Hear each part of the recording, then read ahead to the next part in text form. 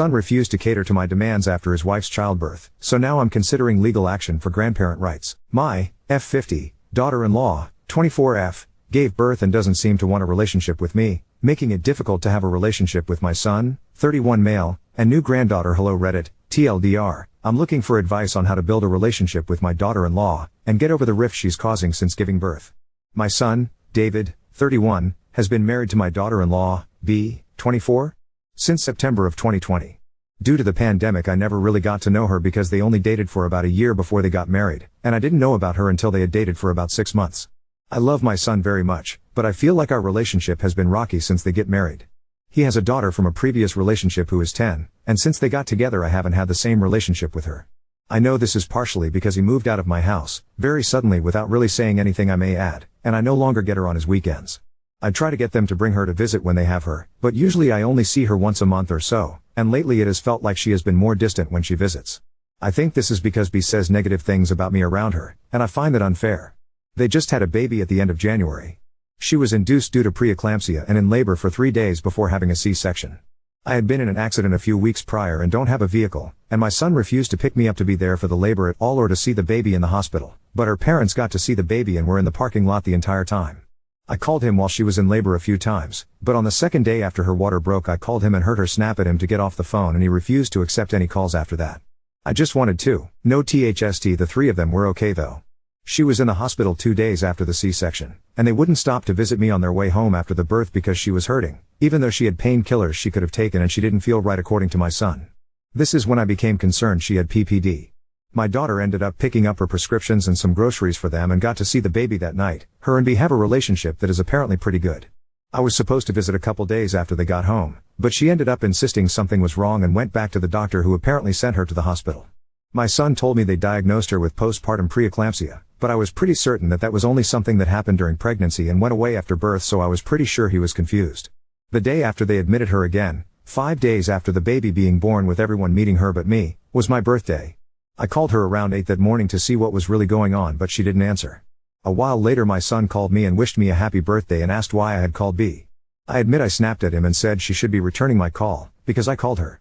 I hung up on him and maybe 5 minutes later she called me. I told her she should have called me and that I wanted to hear her voice and hear from her what was going on since my son gets confused. I then asked her if this was a mental or physical issue, and she went silent before saying physical. I asked if she was sure, and she got kind of snippy and said they had padding on her bed because she was a seizure risk and she couldn't be alone with her newborn, so she was pretty sure. I didn't comment on her tone because I was sure she was stressed. She was released her the next day, and they came and visited me while I was at my daughter's watching her 2 kids on their way home so I could say, "E the baby." I offered her some pillows to sit on. My son said she basically gave birth both ways. Even though I knew this wasn't true, I wondered if she had some soreness that made him think this, and she refused my hospitality saying she was fine and felt pretty good. 2 weeks later my son picked me up and brought me to their home to visit. I stayed for a few hours, and she didn't really make any effort to talk to me. She was just quiet and sat on the couch.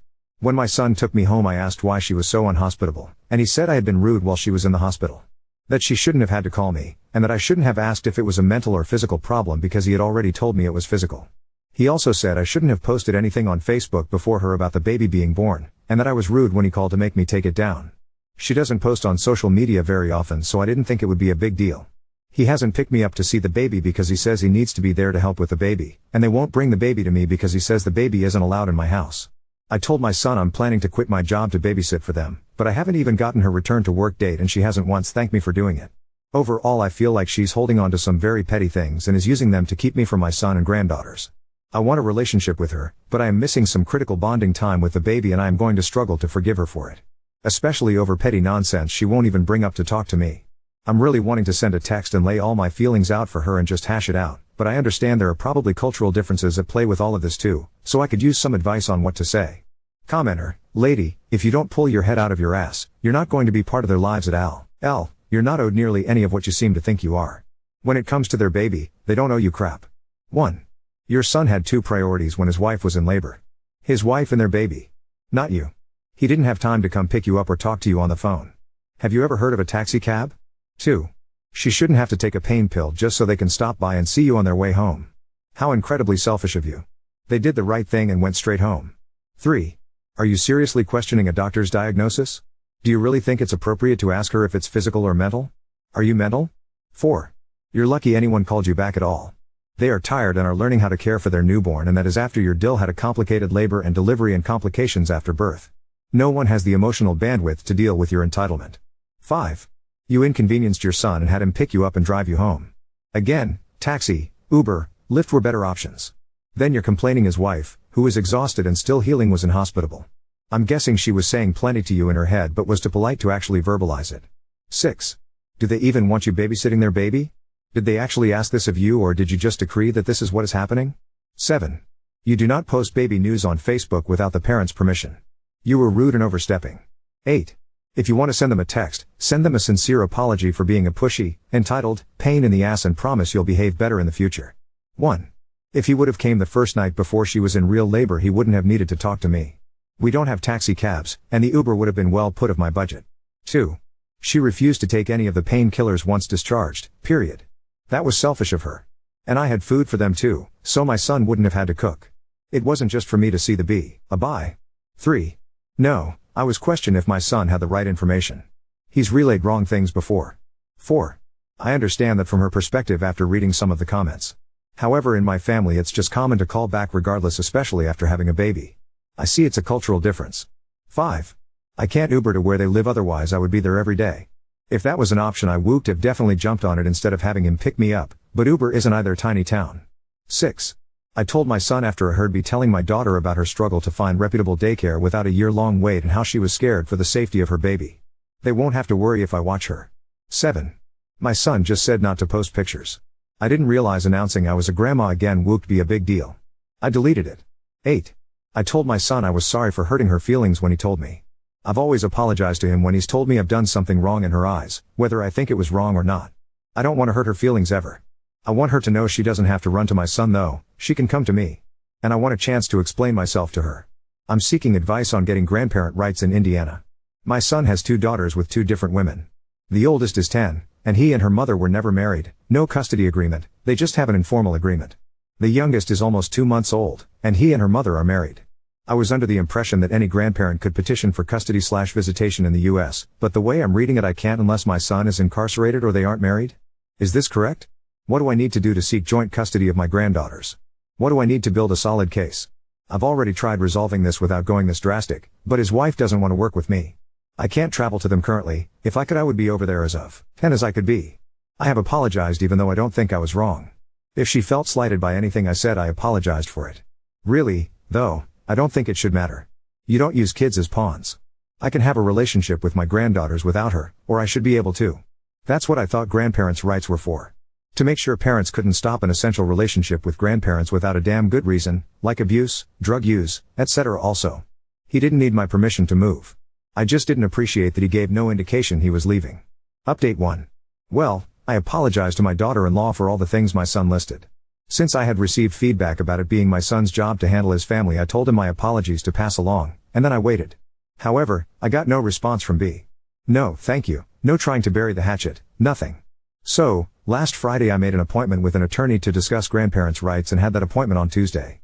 The lawyer told me I had a good chance with my older granddaughter, but would likely get nowhere with the baby.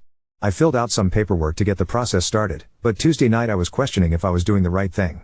I called one of my friends to discuss, and was seriously considering not moving forward with it after talking to her.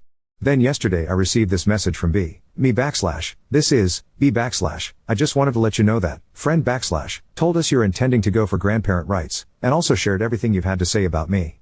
Let me first say that I have not once kept either of the girls from you, and I certainly have not kept, son from you. He is a grown-ass man, and if he wanted to talk to you he was free to. You have not asked to come over and visit since, son picked you up. You cannot expect us to 1 read your mind or 2, drop everything and come pick you up. We have a new baby, and we have our own lives. I also have not said a word to you about what happened during delivery/postpartum, because I have no energy to argue with you. Son said you apologized, and I told him I appreciated it, even though it was not a real apology. You apologize for what you did to hurt my feelings, not that my feelings were hurt. I don't have time for your drama. For the record, though, what you said was absolutely disgusting. I almost died. It had nothing to do with my mental health. Since you have decided to go for grandparents' rights, we will have no direct contact with you. All contact will need to go through our lawyer. You have been removed from my Facebook. You are not permitted to post any pictures you have been sent of my child on social media, and, older granddaughter's mom feels the same way regarding, older granddaughter We intend to have something written up by our and sent to you by the end of the week regarding this, and ceasing contact with us. I assume we will be served with your visitation paperwork this week as well. You will get no pictures or phone calls going forward. In fact, you will be blocked. I also hope you realize you will absolutely lose this case. Your house is not suitable to live in, and you would have to be able to pass a drug test. When you lose, we will not resume contact with you. You lost your chance at being a part of our kids' lives by deciding to go to the most nuclear option instead of just communicating with us. I tried to respond to her and tell her that I didn't want to go through with it anymore, and I reacted pit of anger, but she wouldn't answer texts or calls, so I assume I really am blocked. I called my son to tell him about the text she sent, and he said he knew about it and it was a lot nicer than what he wanted to send me. So, that's where I'm at this point. I'm going to show my lawyer the text so that it can show how unwilling to forgive and to work with me she is, and hopefully it will resolve quickly so I can at least get visitation rights with my oldest granddaughter. Edit to add, I don't appreciate the nasty messages I have received or the barrage of nasty comments. I admit I made a mistake, but now this is my only option. It's clear that most of the responses from Reddit are from those of young people not from my generation, as I have gotten different responses in other online support groups from people my own age who are also grandparents, many from my own culture. She says that I would have to pass a drug test. I use medical marijuana to help with a chronic illness, but it is still illegal where I live. I am quitting entirely since this is a possibility, getting in trouble / YTF is your daughter a better mother? Because they need to have better cultural examples. For instance, the oldest mother is also not from our culture / race, and her hair is very different from her daughter's. She has no idea how to take care of her hair. It's always a mess. My daughter-in-law has taken some initiative in doing and styling her hair, but she's still not great at it. The girls need someone who can teach them how to handle basic things like taking care of their skin and hair. Oldest hair has been something I have encouraged them to let me handle long before daughter-in-law came into the picture. Not taking care of a child's hair is a form of neglect. My daughter knows how to do those things because her hair and skin are much closer to theirs and she can handle it with her own children. One last gem, I don't feel I deserve to be treated better, but equal. We are both equally important in my son's life. She is obviously more important in her daughter's life right now, but without me that baby wouldn't be here. I would drop the grandparents' rights case if I wasn't cut off. I reacted out of anger and desperation, but now it's the only option since I'm cut off. Title, Ida for removing my son from my will after our relationship ended? I really don't think I'm wrong, but I just need reassurance that I'm doing the right thing. I, F50s, have a son, David, 30s, who is married to B, 20s. They have a daughter who is 4 months old, and my son has a daughter from a previous relationship who is 10. B and I had a falling out after their baby was born, and my son and granddaughters got caught in the crossfire. The falling out happened in March, and I know I did and said things I wasn't proud of, and although she hasn't apologized I'm sure she feels the same way. It would be too long to go over the history, but at the most extreme point I did consult a lawyer for grandparent rights. During this time, my son had no contact with me, but when I dropped the grandparents' rights case I asked for things to go back to normal. My son expressed that he wanted things to go back to normal, but that a lot of damage had been done and he really didn't know if we could go back to normal. For Mother's Day, my daughter decided to take me out to dinner, and she begged David to go and bring the baby. Oldest was with Mom. David eventually did agree on the condition it wasn't on Mother's Day, and he, the baby, and B came. B was quiet most of dinner, but did talk to my daughter a few times. I guess they have a pretty good relationship. B held the baby the entire time, and wouldn't let me hold or take pictures. Part of the falling out was over pictures and Facebook, so I found this to be petty. Overall, I would have called dinner a success. At the end I hugged my son and told him I was proud of him for putting his foot down and coming to dinner with his daughter, and that I hoped he could continue to do that. Looking back, I know I shouldn't have said anything. My son called me later that night and told me that he couldn't continue to have a relationship with me. He said that B was their child's mother, and he would never bring the baby anywhere without her blessing. I was drunk when he called because I have had a hard time coping, and I admit I lost it a little bit on the phone call and told him it was despicable that he couldn't man up to his wife, and that he should have come to see me on Mother's Day because I am his mother. He ended up hanging up on me. I called the next day and profusely apologized to him. I know it was wrong of me to have said what I did, and I told him I want a relationship with him. He told me he couldn't do this with me anymore. I have been heartbroken ever since, but I understand I guess. I called him last night and told him that I wouldn't be contacting him or his wife anymore ever, and that I respected that we wouldn't have a relationship. I also let him know I would be taking him off as my power of attorney and out of my will so he never had to be bothered with anything from me again. I don't have much anyways. He got mad at me and called me a sorry excuse of a mother, and now my daughter is saying I'm manipulative. I really don't understand how I was wrong in giving him what he wants. Update 2. Ida wouldn't let me post an update due my post being violent, so here we are. After someone posted a link to what I believe is my daughter-in-law's Reddit posts and I read some of the verbal beatings I did some more reflection. I feel like her perspective of events really helped shift my view. I do want to point out there are several people who told me I was not wrong and that this younger generation has a poor view of family values. I really believe I was judged so harshly because there are so few parents/grandparents on Reddit. I went to my son and Dill's house but it was mostly empty. I was afraid of this after reading her post and some of the comments. I found the listing and it's been posted for almost a week and is currently pending, but I can't find where they moved to and all the photos are of the house mostly empty. I suspect they bought it under an LLC, so I am currently trying to figure out how to find out the name of the LLC and then find the house. I spoke to one of their neighbors and they said they moved most of their stuff out around the beginning of May, so my son kept this from me for quite a while and didn't even bother to mention it at dinner. I had a meeting with my therapist to help me through this but am still a wreck. My son has just disappeared. I know everyone here is looking through my small 3,000 character limited posts and my Dill's long gripes about me, but my son wouldn't do this on his own. His wife is absolutely manipulative, but it doesn't change the fact I handled this all wrong and drove him further away. If I would have just sought out a relationship with my son and granddaughters without I don't think I would be here. I should have just played nice. One commenter said it when they asked me, do you want to be right or do you want to have a relationship with your son and granddaughter? And I choose wrong. My therapist told me to give myself some healing time before pursuing anything, but for now my plan is to just save some money and hire a private investigator to find my son and then rebuild my relationship and his trust so we can work to get him out from under her. Again, I recognize I was wrong in some of this. I recognize I was overly demanding and critical. I was wrong in some of this. But I didn't deserve this. People who use kids and grandkids as pawns are evil. I will probably continue to seek advice, but it certainly won't be from this account. And to whoever linked my other posts from my other account and told my Dill about this, screw you. Screw everyone here. I am far from being a devil. I am not evil. The person who is evil is the one who took my family completely away from me. My Dill has completely manipulated my son. I'll admit I was far from perfect, but I don't deserve what you people are saying about me. I hope one day you guys feel what it's like to lose your child and grandchild to a manipulative person who just wants to cut their family off. I am currently in the process of moving and have moved all of my things out of my old house and into my newly purchased home, leaving my old home empty until it sells. I had a neighbor that had a squatter issue a few years back and I'm concerned that with my house being empty someone will break in and try to claim squatters' rights. Is this possible in Indiana and would it stop the sale of the house? Update 3. My son passed away earlier this year. We had a really rocky relationship over the last year or so, which was mainly caused by his wife. They separated after he had a work-related accident that caused a TBI and had lasting effects on his personality, and she basically decided she couldn't do it and told him to get lost. They were separated when he passed away, but I don't know if divorce had been officially filed for. They had 2 children together supposedly, and he has an older daughter from a previous relationship. When I received the news of his death, I was able to see him before she had him cremated, and I requested some of his ashes from the funeral home, but my wishes were not honored and I didn't want him cremated either, but obviously that wish was not honored either. I have reached out about a number of things including his ashes and some belongings, and she is not willing to part with any of it even though they were separated. She claims that they should go to his supposed children along with all life insurance policies he had and his work settlement. I say supposed children because I have reason to believe her children are not his. Can I sue for his ashes and belongings? Is there a way to have a paternity test done so that way his belongings and ashes can go to his sister and I if we are the only living relatives?